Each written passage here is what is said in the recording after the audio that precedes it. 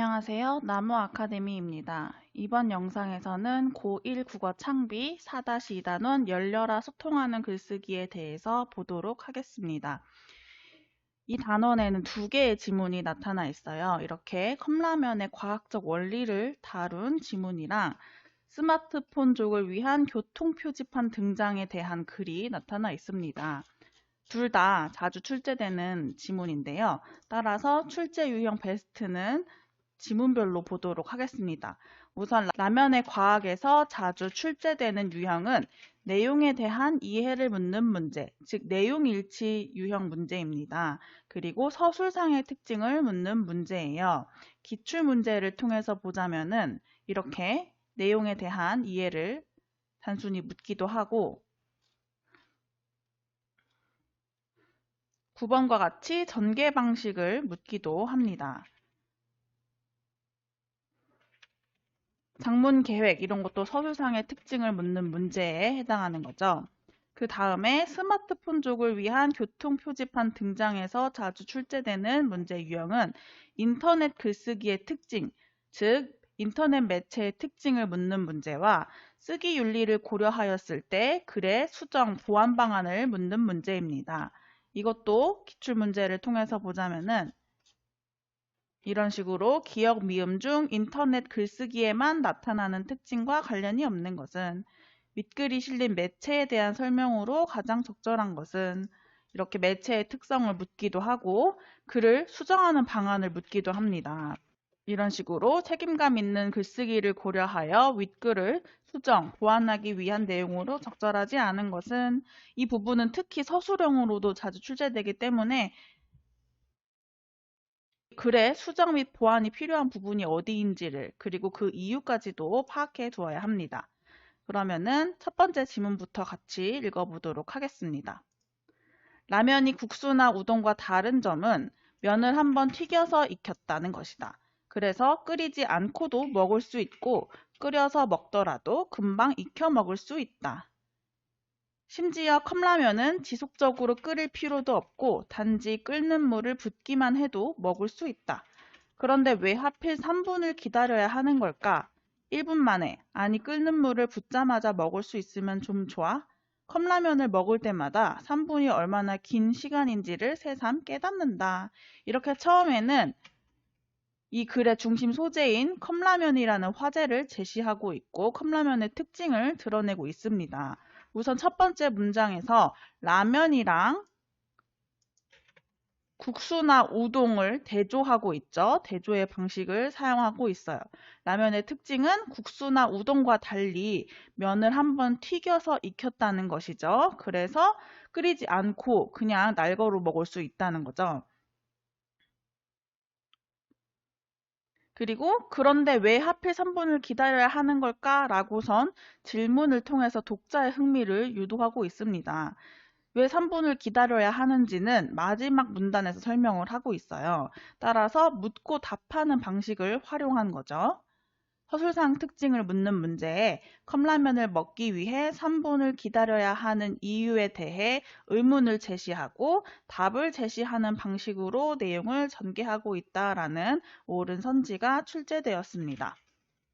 그리고 마지막 문장, 컵라면을 먹을 때마다 3분이 얼마나 긴 시간인지를 새삼 깨닫는다. 이것은 글쓴이의 개인적인 경험이 드러난 거죠. 정보를 전달하는 글이지만 이 글의 화제인 컵라면과 관련된 글쓴이의 경험을 제시하고 있습니다. 그 다음에 두 번째 문단을 보도록 할게요.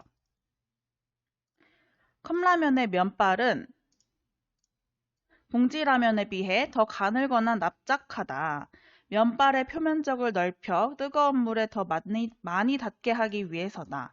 그리고 컵라면의 면을 꺼내보면 위쪽은 면이 꽉 짜여 빽빽하지만 아래쪽은 면이 성글게 엉켜 있다. 이는 중량을 줄이기 위해서가 아니고 따뜻한 물은 위로, 차가운 물은 아래로 내려가는 대류 현상 때문이다. 컵라면 용기에 물을 부으면 위쪽보다 아래쪽이 덜 식는다.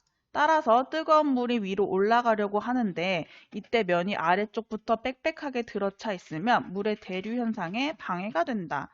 위아래의 밀집도가 다른 컵라면의 면발 형태는 뜨거운 물의 대류 현상을 원활하게 하여 물을 계속 끓이지 않아도 면이 고르게 익도록 하는 과학의 산물이다. 이 문단에서는 컵라면에 담긴 원리를 설명하고 있는데 그 원리가 바로 대류 현상에 관련된 거라는 거죠.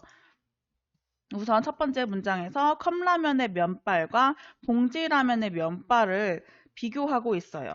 컵라면의 면발은 봉지라면보다 더 가늘거나 납작한데 그 이유는 면발의 표면적을 넓혀서 뜨거운 물에 더 많이 닿게 하기 위해서예요. 즉 빨리 익게 하기 위해서인 거죠. 그리고 또 다른 컵라면의 특징은 면을 꺼내보면 위쪽은 면이 꽉 짜여 빽빽하지만 아래쪽은 성글게 엉켜 있다는 것이에요. 컵라면이 보통 이렇게 생겨 있잖아요. 근데 아래쪽은 좀 성글게 되어 있고 위쪽은 빽빽하게 되어 있다는 거예요. 밀집도가 다른 건데 이렇게 위아래 밀집도를 다르게 한 이유는 대류 현상이 원활하게 이루어지도록 하기 위한 것으로 대류 현상은 따뜻한 물은 위로, 차가운 물은 아래로 내려가는 것을 말합니다. 과학적인 사실이나 어려운 용어를 포함하고 있는 글인데 이렇게 쉽게 설명을 하고 있죠. 이 부분에 예를 들어서 이런 이와 같은 사진을 제시하면은 독자들이 보다 쉽게 이해할 수 있겠죠. 따라서 이 글을 수정하기 위한 방안을 묻는 문제에 이런 사진을 추가한다라는 내용도 출제될 수 있습니다. 그 다음 문단을 볼게요. 컵라면 면발에는 화학적 비밀도 있다. 봉지라면과 비교했을 때 컵라면 면발에는 밀가루 그 자체보다 정제된 전분이 더 많이 들어가 있다. 라면은 밀가루로 만든 면을 기름에 튀겨 전분을 알파화한 것이다. 하지만 밀가루에는 전분 외에 단백질을 포함한 다른 성분도 들어있다. 면에 이런 성분을 빼고 순수한 전분의 비율을 높이면 그만큼 알파화가 많이 일어나므로 뜨거운 물을 부었을 때 복원되는 시간도 빨라진다. 이 말은 뜨거운 물을 부었을 때 면이 익는 시간도 빨라진다는 거죠. 어쩔 때냐면은 바로 밀가루에 있는 단백질을 포함한 다른 성분을 빼고 순수한 전분의 비율을 높였을 때라는 거예요. 이 순수한 전분을 높이면은 그만큼 알파화가 많이 일어나게 되고 알파화가 많이 일어나면은 복원되는 시간도 빨라져서 더 빨리 익게 된대요. 여기서 알파화란 전분의 구조가 물과 열의 존재에 따라 변화하는 현상의 하나로 전분을 익혀 먹기 쉬운 상태로 만드는 과정이나 상태를 뜻합니다. 과학적 사실을 알리고 있으므로 이렇게 정확한 용어를 사용하고 있죠. 전분을 많이 넣을수록 면이 불어나는 시간이 빨라져 더 빨리 먹을 수 있게 되는 것이다. 즉 전분의 비율과 면이 불어나는 시간의 관계는 비례관계인 거죠. 3분이 아니라 1분 만에 익는 컵라면도 만들 수 있다는 말이다. 전분을 그만큼 많이 넣으면은 1분 만에 컵라면이 익을 수도 있겠죠. 하지만 전분이 너무 많이 들어가면 면발이 익는 시간이 빨라지는 만큼 불어 터지는 속도도 빨라져 컵라면을 다 먹기도 전에 곤죽이 되고 만다. 이게 바로 컵라면이 끓는 물에 3분을 기다리도록 제조된 이유에 해당하는 거죠. 즉 전분의 비율을 높여서 1분 만에 익는 컵라면을 만들 수는 있지만 그만큼 면이 불어 터지는 속도가 빨라져서 다 먹기도 전에 곤죽이 되기 때문에 3분에 익는 컵라면을 만든 것입니다. 시중에 나와 있는 컵라면들이 대부분 끓는 물에 3분을 기다리도록 제조된 까닭이 바로 이 때문이다. 컵라면의 3분은 절묘한 균형 감각하에 탄생한 마법의 시간인 셈이다.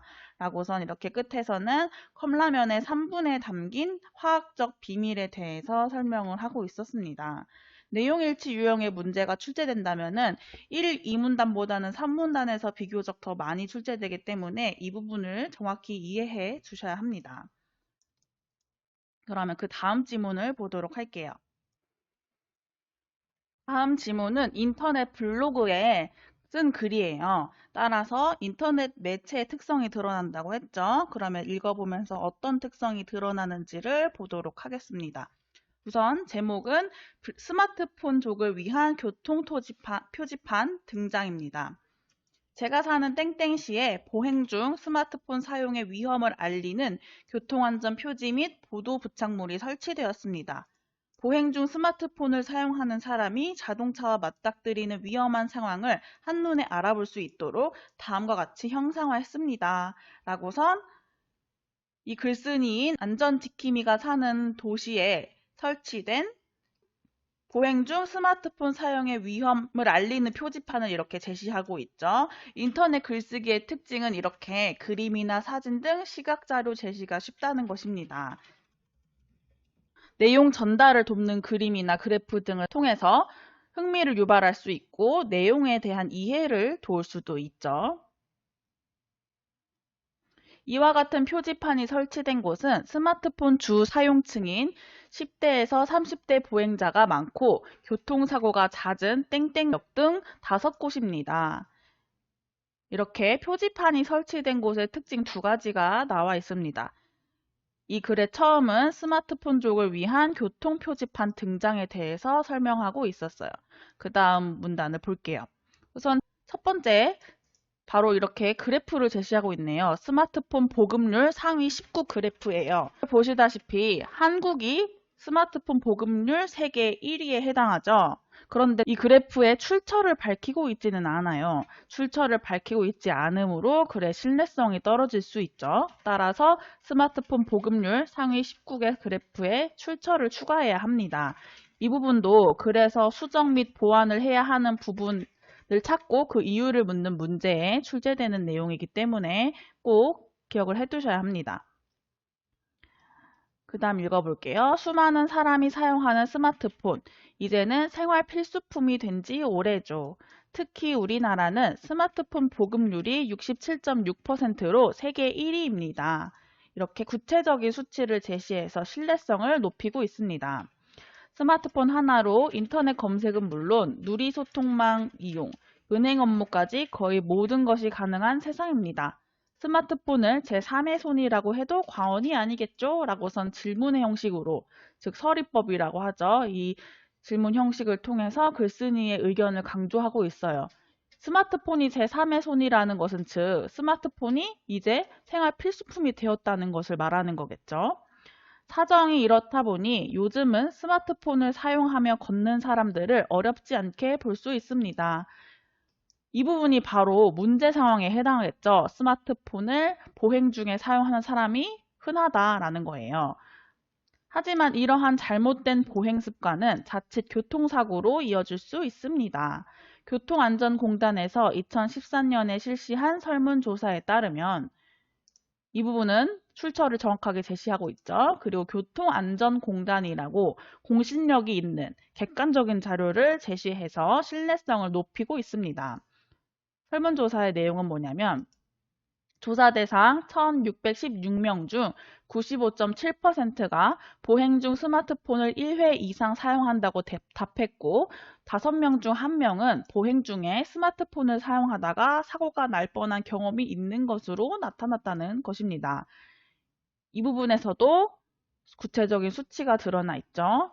보행자가 휴대전화 통화를 하느라 빨간 신호등을 못 본 채 횡단보도를 건너다 교통사고를 당했다면 100% 보행자 책임이라는 법원의 판결도 있었습니다. 이 법원의 판결은 스마트폰을 사용하며 걷는 문제에 대한 경각심을 주는 사례겠죠. 사고가 난다면 스마트폰을 본 보행자의 책임이라는 거예요.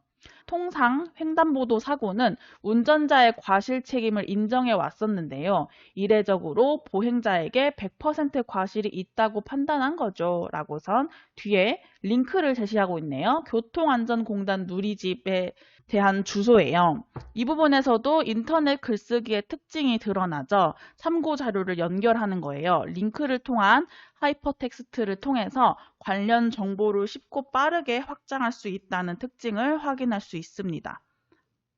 그 다음 문단을 볼게요. 다른 나라에서도 사고 예방 대책을 속속 내놓고 있습니다. 스웨덴에서는 보행 중 스마트폰 사용을 금지하는 도로 표지판이 등장했고요. 벨기에에서는 스마트폰 사용자를 위한 전용 도로를 만들어 보행자 간 충돌을 방지한다고 합니다. 스웨덴과 벨기에의 사례를 제시하고 있는 거죠. 둘 다 스마트폰 사용으로 인한 사고 예방 대책에 해당합니다. 이렇게 다른 나라의 사고 예방 대책을 시각 자료를 통해서 보여주고 있어요. 여기까지는 보행 중 스마트폰 사용으로 발생하는 문제점과 예방책을 설명하고 있었습니다. 그 다음 마지막 문단을 보겠습니다. 보행 중에 스마트폰을 사용하면 사고 인식률이 떨어지고 시야의 각도가 현저히 좁아집니다. 이게 바로 보행 중 스마트폰 사용의 문제점이죠.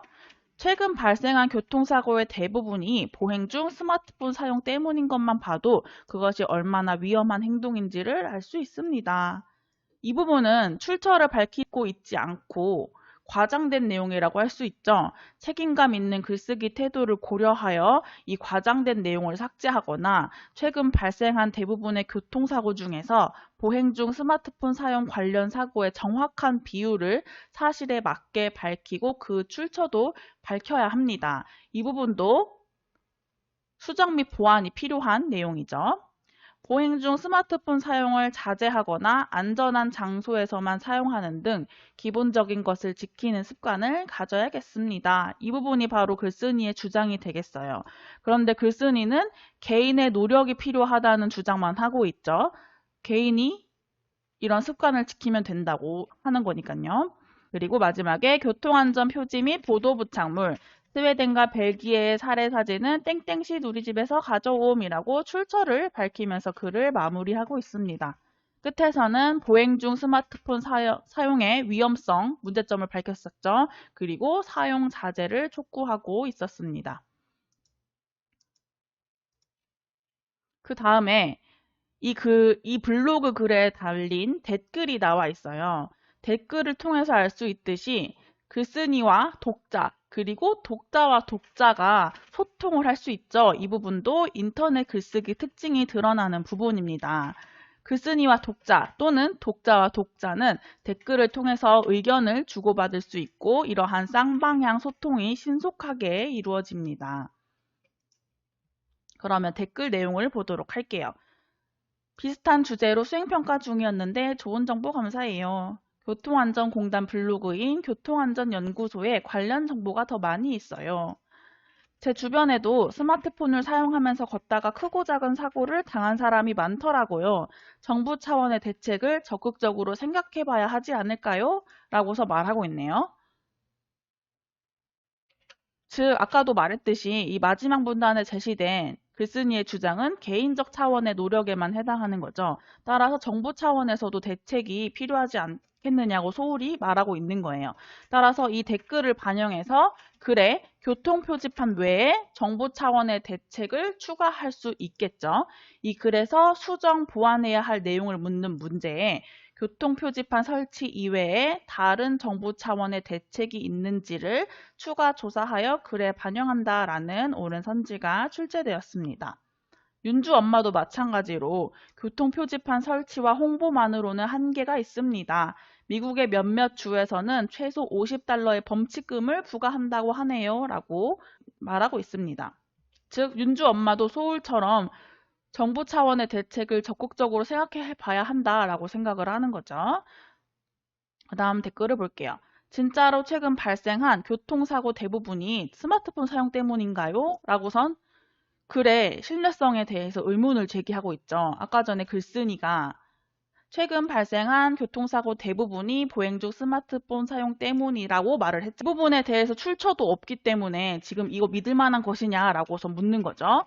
그러자 비틀비틀이라는 사람이 찾아보니 2015년 기준으로 전체 교통사고 23만 2035건 중에 스마트폰 관련 사고는 1360건밖에 안 됨. 잘 알지도 못하면서 여기저기서 내용을 긁어서 글을 쓰다니 한심하네 쯧쯧이라고 말하고 있어요. 우선 이 첫 번째 문장을 통해서 글쓴이가 쓴 이 부분은 과장된 내용이라는 것을 알 수 있죠. 따라서 이 비틀비틀의 댓글을 통해서 과장된 부분을 삭제하거나 사실에 맞게 제시할 수 있습니다. 그러나 비틀비틀은 이 뒤에 문장을 통해 알 수 있듯이 글쓴이의 인격을 무시하는 발언을 하면서 쓰기 윤리에 어긋난 발언을 보이고 있습니다. 인터넷 글쓰기는 이렇게 익명성을 띠죠. 본명을 밝히지 않고 익명으로 쓸 수 있기 때문에 의견을 자유롭게 드러낼 수 있으나 언어 예절에 맞지 않는 글을 쓸 수가 있고 책임감이 약한 측면이 있습니다. 이 비틀비틀 댓글에서 알 수 있는 인터넷 글쓰기의 특징 기억해 두셔야 합니다. 그러자 안전지킴이가 자료 조사 과정에서 착오가 있었던 것 같아요. 곧 수정하겠습니다. 라고 말하고 있네요. 바로 수정할 수 있다는 것, 이것도 인터넷 글쓰기의 특징에 해당하죠. 시간과 공간의 제약 없이 글을 수정하고 업로드할 수 있습니다. 그리고 마지막으로 몬비가 스마트폰 보급률 그래프는 출처가 어디인가요? 믿을 만한 통계 자료인가요? 라고서 그 출처를 묻고 있어요. 첫 번째 나왔던 이 그래프에 출처가 없다고 했죠. 따라서 글의 신뢰성이 떨어지고 있기 때문에 몬비의 댓글을 반영하여 그래프의 출처를 밝혀 글의 신뢰성을 높여야 합니다. 이 각각의 댓글을 반영해서 수정할 수 있는 부분이 총 3군데라고 할 수 있죠. 이 부분을 반영해서 글에 정부 차원의 대책을 추가로 제시하는 것, 그리고 이 부분을 반영해서 과장된 부분을 삭제하거나 사실에 맞게 고치는 것, 그리고 이 부분을 반영해서 그래프의 출처를 제시하는 것입니다. 이 부분은 서술형 문제에서도 출제되기 때문에 꼭 봐두셔야 합니다. 3가지입니다. 이렇게 2가지 지문에 대해서 살펴봤어요. 첫 번째 지문은 설명문이었고 주제는 컵라면에 숨어있는 과학적 원리였습니다. 특징은 컵라면의 면에 숨겨있는 과학적 원리를 병렬적으로 설명했다는 것.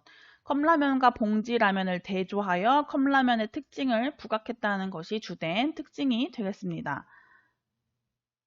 그리고 이 글을 쓰는 과정에서 고려한 쓰기 맥락에 대한 서술형 문제가 비교적 자주 출제되었어요. 기출문제를 통해서 보자면 이렇게 6번, 7번, 8번 모두 쓰기 맥락과 관련된 내용이죠. 어렵지는 않은 내용이지만 쓰기 맥락이 비교적 자주 출제되기 때문에 이 부분도 꼭 봐두셔야 합니다. 그리고 2번째 지문, 스마트폰족을 위한 교통 표지판 등장은 갈래가 눈설문이에요. 앞선 글은 설명하는 것에 목적이 있었지만 이 2번째 글은 설득하는 것에 목적이 있는 거죠. 주제는 보행 중 스마트폰 사용 자제 촉구이고 특징은 시각 자료를 넣어 내용에 대한 이해를 돕는다는 것, 통계 자료를 제시하여 문제의 심각성을 드러낸다는 것, 링크를 통한 하이퍼텍스트, 댓글 등을 통해 인터넷 글쓰기의 특징을 보여준다는 것입니다. 그러면 이제 기출문제를 몇 문제 풀어보도록 하겠습니다. 최다 빈출 유형에 해당하는 문제를 먼저 볼게요. 1번을 볼게요. 1번 영상 멈추고 한번 풀어보세요.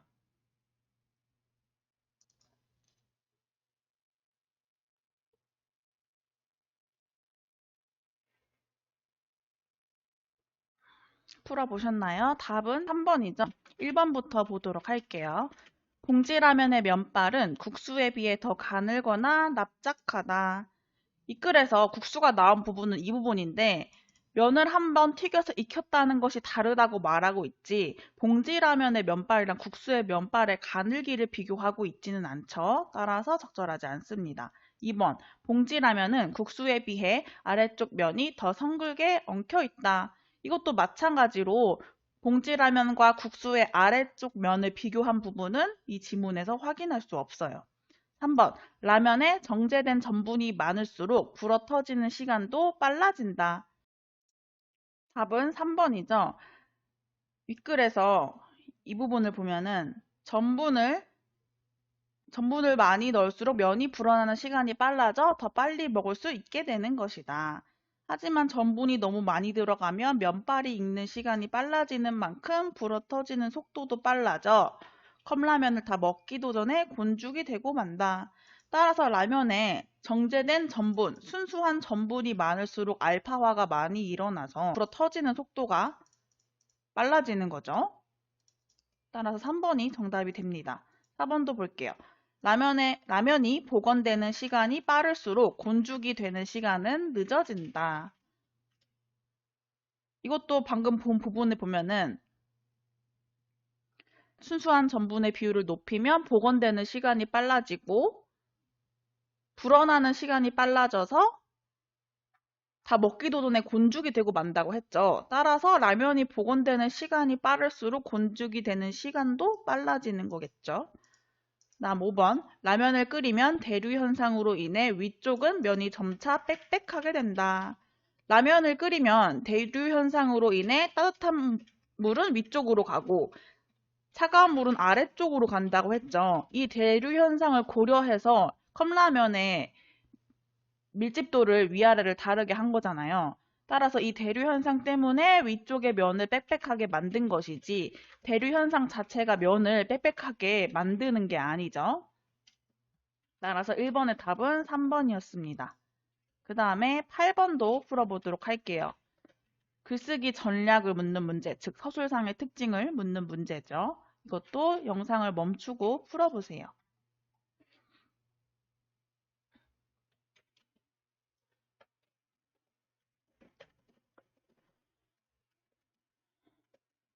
풀어보셨나요? 답은 3번입니다. 1번부터 보도록 할게요. 컵라면과 관련된 경험을 활용해야겠어. 1문단의 마지막 문장, 이 부분에 나와 있었죠? 컵라면과 관련된 글쓴이의 경험이 제시되었습니다. 2번. 과학적 사실이나 어려운 용어가 포함되어 있으니 이해하기 쉽고 정확하게 개념과 용어를 알려줘야겠어. 이 글은 대류 현상, 알파화와 같은 과학적 사실이나 어려운 용어가 포함되어 있으니 이해하기 쉽고 정확하게 개념과 용어를 알려주고 있죠. 적절합니다. 3번. 전문가와의 인터뷰를 통해 컵라면에 대한 사람들의 인식을 알아봐야지. 이 글에서 전문가와의 인터뷰도 확인할 수 없고 컵라면에 대한 사람들의 인식도 확인할 수 없죠. 4번. 컵라면의 과학적 원리와 공정 과정의 비밀을 찾아가는 방향으로 글을 조직해야지. 이 글의 주요 내용은 컵라면의 공정과 조리에 숨어있는 과학적 원리이기 때문에 적절합니다. 5번. 라면과 다른 면 종류의 차이점을 제시하면서 글을 시작하면 좋을 것 같다. 첫 번째 문장에서 라면과 국수, 우동의 차이점을 제시하면서 글을 시작하고 있죠. 따라서 적절합니다. 그러면 마지막으로 이 블로그에 대한 문제를 풀어보도록 할게요. 16번을 보겠습니다. 윗글의 댓글 중 밑줄 친 A, C의 의견을 반영하여 안전지킴이의 글을 수정하려고 할 때 그 계획으로 적절한 것을 보기에서 모두 고른 것은 A는 소울이의 댓글이었어요. 제 주변에도 스마트폰을 사용하면서 걷다가 크고 작은 사고를 당한 사람이 많더라고요. 정부 차원의 대책을 적극적으로 생각해 봐야 하지 않을까요? 윤주 엄마의 댓글도 포함되고요. 그리고 B에서는 아까 전에 봤던 인격을 무시하는 발언을 하던 비틀비틀의 댓글입니다. 글의 과장된 부분을 지적하고 있었죠. 그리고 C는 글에 인용된 자료의 출처에 대해서 의문을 제시하는 몬비의 댓글이었습니다. 이 세 댓글을 반영해서 글을 수정하는 것으로 적절한 것을 고르는 거예요. 이것도 영상을 멈추고 풀어보시길 바랍니다.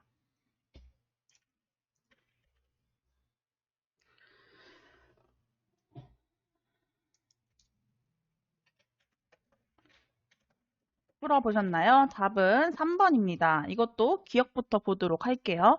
A의 의견을 반영하여 정부 차원의 적극적인 홍보가 필요함을 주장하는 내용을 추가한다.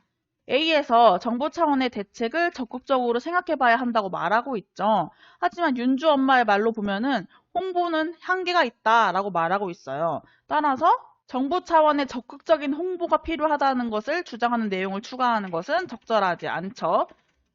교통표지판 설치 이외에 다른 정부 차원의 대책이 있는지를 추가하는 것이 적절하겠죠. 따라서 기억은 틀렸고 니은은 적절한 것이 됩니다. 그 다음 디귿, B의 의견을 반영하여 상대를 비난하거나 언어 예절을 지키지 못한 부분을 수정한다.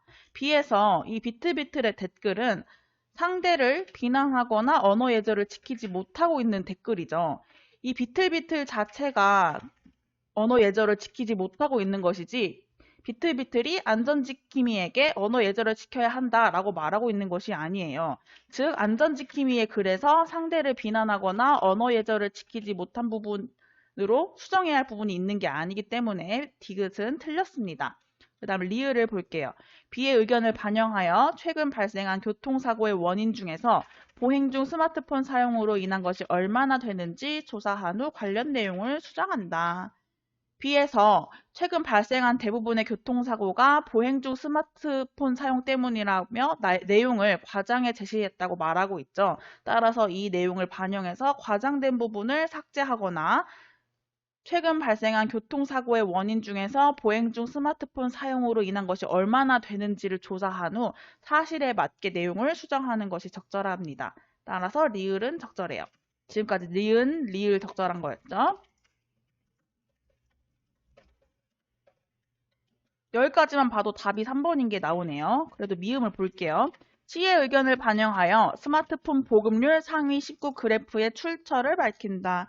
C에서는 스마트폰 보급률 그래프 출처가 어딘가요? 라고 물었기 때문에 출처를 밝혀 신뢰성을 높이는 게 적절하겠죠. 따라서 답은 니은, 리을, 미음이었습니다.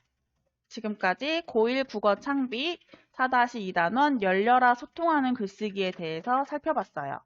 이 모든 자료는 나무 아카데미 홈페이지를 통해 이용할 수 있습니다.